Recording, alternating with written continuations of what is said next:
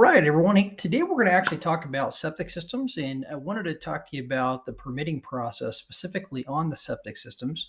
This is going to apply for San Diego County area, and what we're going to talk about is something that we get asked a lot: is can we get the septic system permit pulled and get our septic system in before we have a building permit? And the typical answer to that is no, you cannot. And the reason, or at least one of the reasons why the county does not allow that is they do not want people living in trailers on properties or actually building a house without a permit and then having a septic system that's already there on the property. So they do not typically allow you to do that. What is the typical process is you can get a septic layout approved. So you can apply for that down at the county.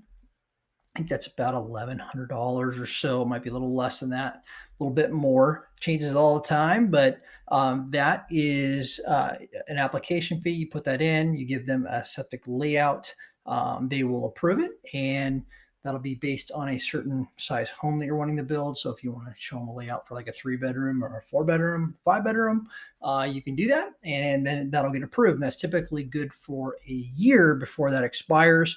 You can renew the permit. I think we just had to do one because the county was so slow getting their permits issued on the houses. It went over a year getting a permit issued, and that I think it was somewhere between $400 to $600, somewhere in that range, to renew a septic layout. So in order to get that septic layout actually drawn up and then given to the county, you're going to want to make sure see if you have a perk test on the property. You may have to get a perk test done. One of the workarounds with that, if you don't have a perk test, maybe you're out in an area that hasn't had a recent subdivision done. It's an old subdivision, some bigger lots out, in East County.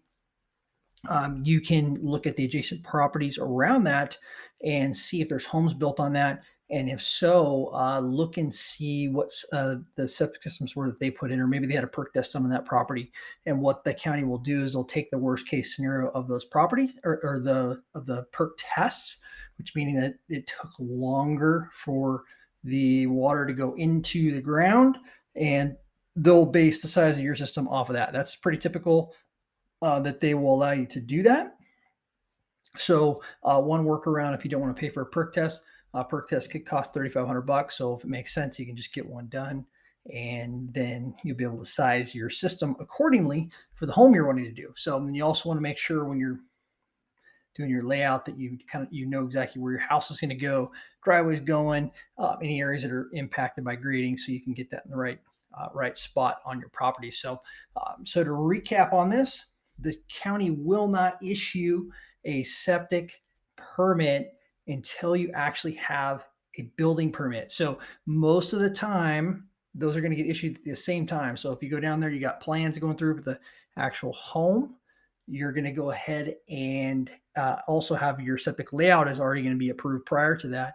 And then when you go to pull the building permit for the house, they will issue the septic permit. So that part of that is going through the Department of Environmental Health and making sure that that is taken care of at the same time.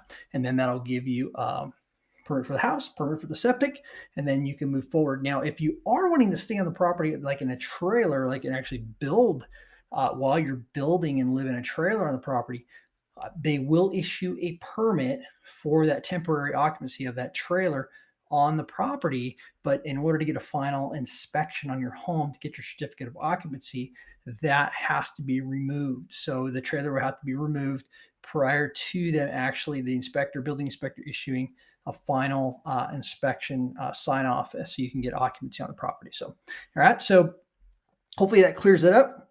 If you got more questions, go to our website at tfgonline.com. We have a ton of resources.